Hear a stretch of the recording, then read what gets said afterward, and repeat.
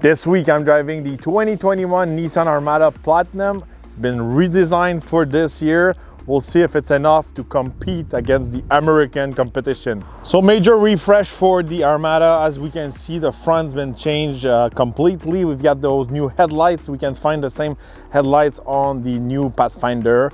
We've got that new V shaped grille we found on pretty much any new Nissan. This Armada is the first one to wear the new Nissan logo. So we've got the brand new logo here. As you can see, there's a pretty aggressive, front end, worthy of doing some mild off-roading in the front, some clearance, I could say.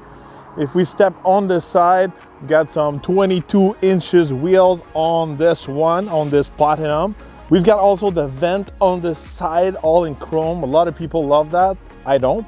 But pretty much all the metal portion of this Armada, I could say it's pretty much the same. As you can see here, the mirrors are pretty small. We're gonna talk a little bit more about it when we're gonna drive it. And finally, if we step in the back, brand new tail lights, brand new logo and everything on this new Armada 2021. If we take a look at the trunk, first of all, this trunk have less cargo space than the GM or Ford products. I think Nissan could have designed this truck a little bit better. We've got a really big bumper here. They could have utilized that space to have more cargo space. I think this part here is too big from my point of view. It doesn't do anything. And if we put down the seats here, those seats are super slow. As you can see, it takes forever to put them down. Yeah. And finally, the result, it's not even flat. So again, less cargo space than the competition. It doesn't come completely flat. So, it's a big down point for the Armada. Stepping in the back of this Armada, we've got plenty of space here. Comfortable seats. We've got an old school screen in front of me. If you compare those screens to the new ones we can find in GM products, these are outdated. Obviously, we've got a nice console here in the middle. It can be practical if you're an adult and all that, but I prefer not having that console in the middle. It's easier for the kids. It's easier also if you want to carry stuff and all that. So these consoles look kind of luxurious, but they're not really practical. But overall, I've got decent amount of space for my head, for my legs also. But another down point for the Armada, you're not able to put your seat forward or, play with your seat to give more space in the back. So let's go see what is it like in that last row. All right, really easy to, flip that seat. Another down point we can see here, it's really the step. In the back, the floor is about a feet higher. That problem's been resolved at Ford for several years. It's been resolved also at GM with the new independent suspension. As you can see, this is really old school, large SUV stuff.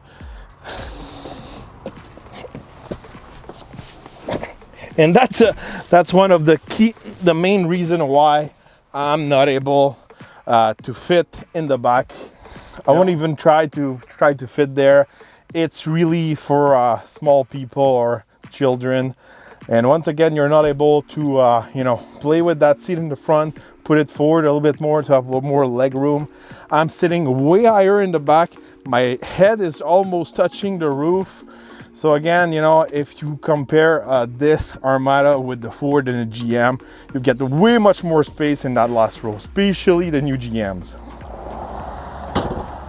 Under the hood of this Armada, we don't have a lot of options for powertrains, only one engine, and it's the V8 5.6 liter, good for 400 horsepower and 413 foot-pounds of torque. This engine is matched to a 7-speed transmission.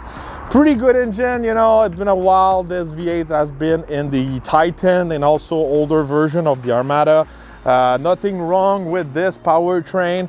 You can tow up to 8,500 pounds. This is the best in class for a standard engine, so it's pretty good for the Armada.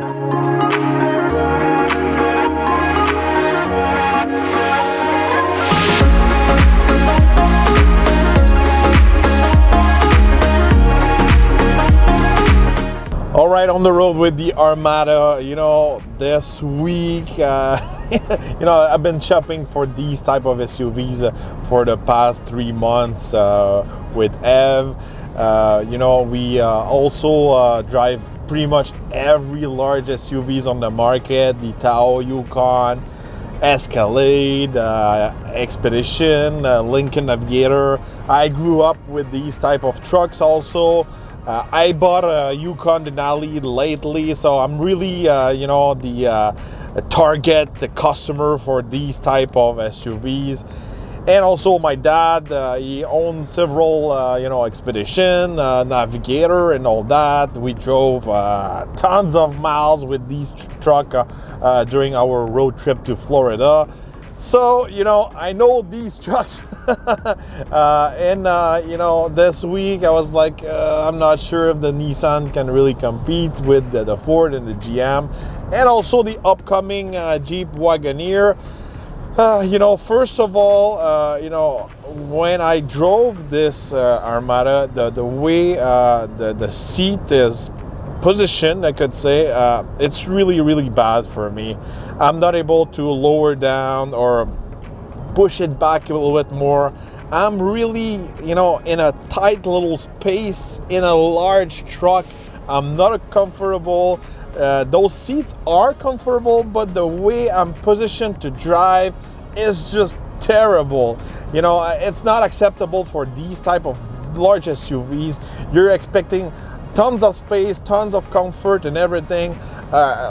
Look, I'm almost touching the roof, and this truck is really tall, and it's just because I'm not able to put down my seat. It seems like these it seems like the Armada is made for like short people or another market, and that's the case because this truck is not based on the Titan like it was before. In 2017, the new Armada was based on the Nissan Patrol we can find in Europe and also in Dubai and all those places. So it makes sense why these trucks is tight, you know, and you're not able to lower down. My legs is touching that handle here.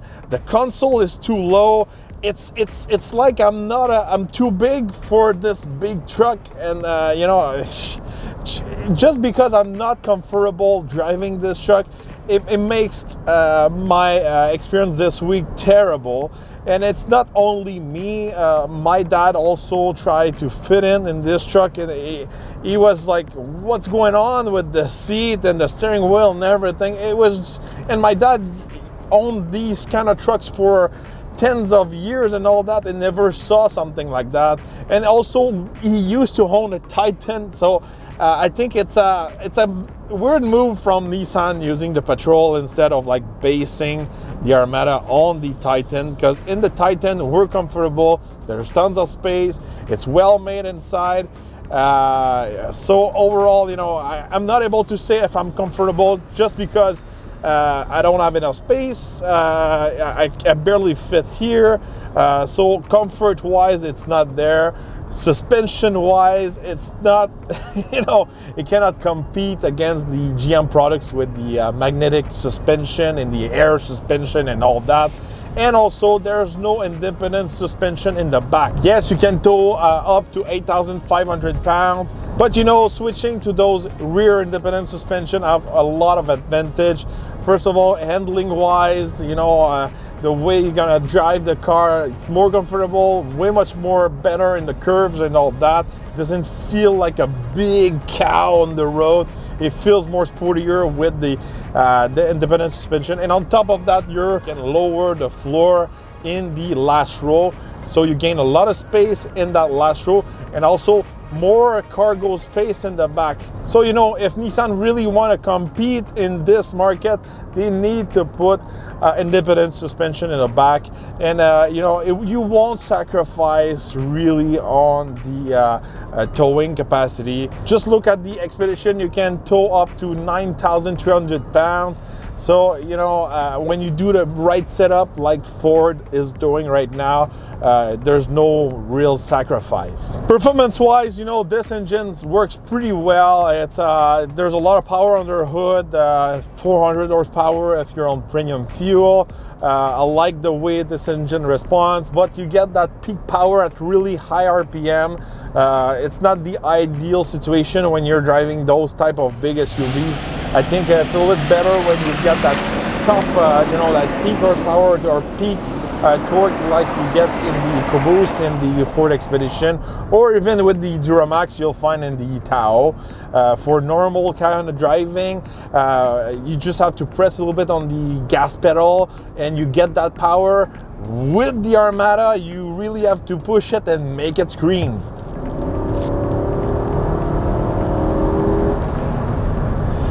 Transmission wise, you know, I think that 7-speed is kind of funky. It needs more tuning.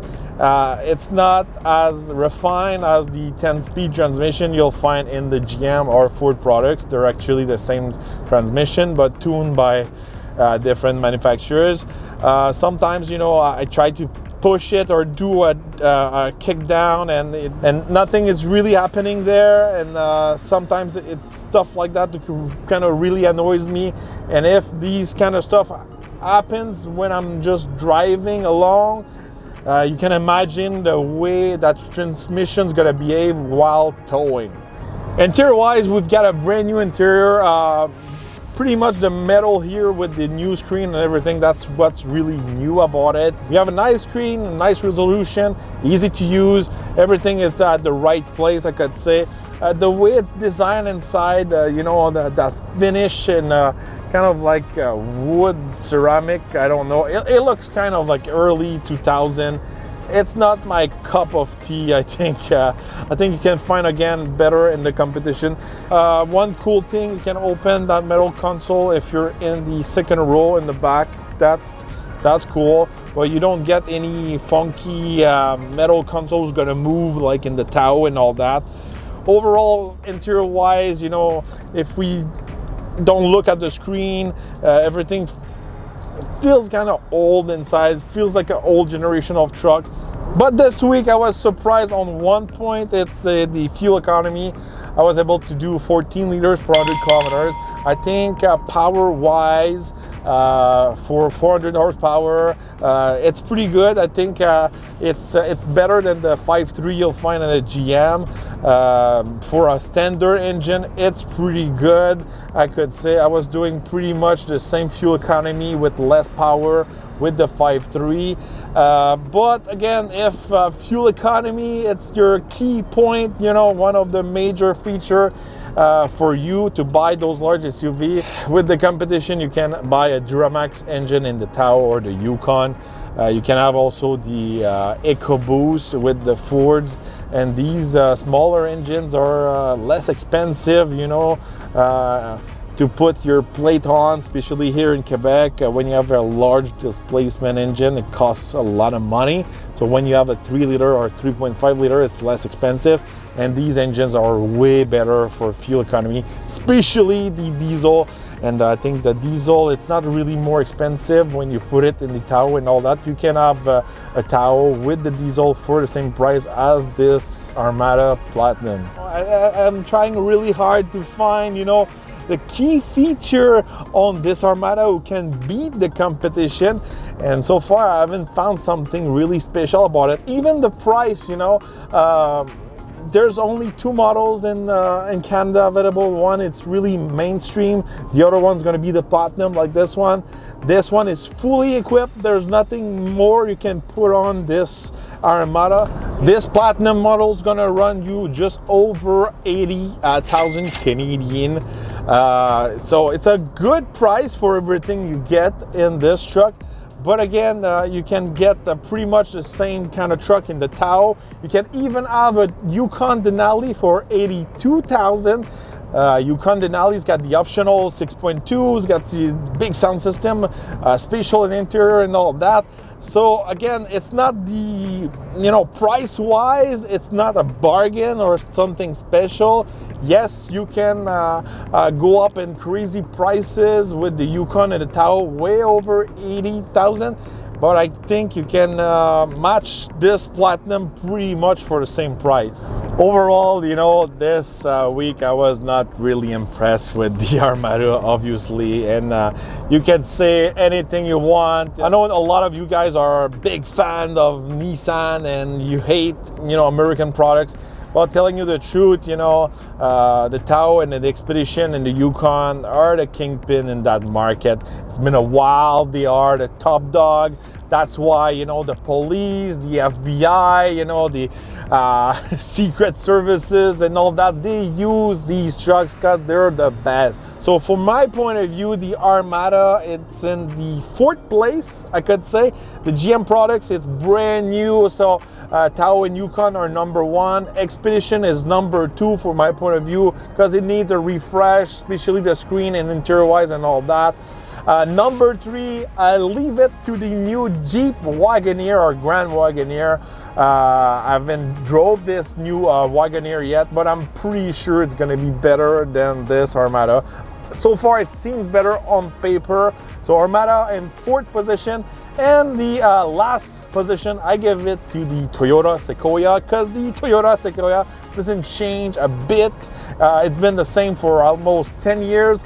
And from my point of view, if something doesn't change and you keep selling old stuff to people, people deserve better than that. And Toyota's got the budget to, make a better truck than a 10 years old Sequoia. So let me know which large SUV is the best for your point of view. A large SUV can tow on a frame. Don't give me your Mercedes-Benz and BMW stuff. These are not the same kind of truck. Let me know in the comments which one is the best. And we're gonna see each other on the next review.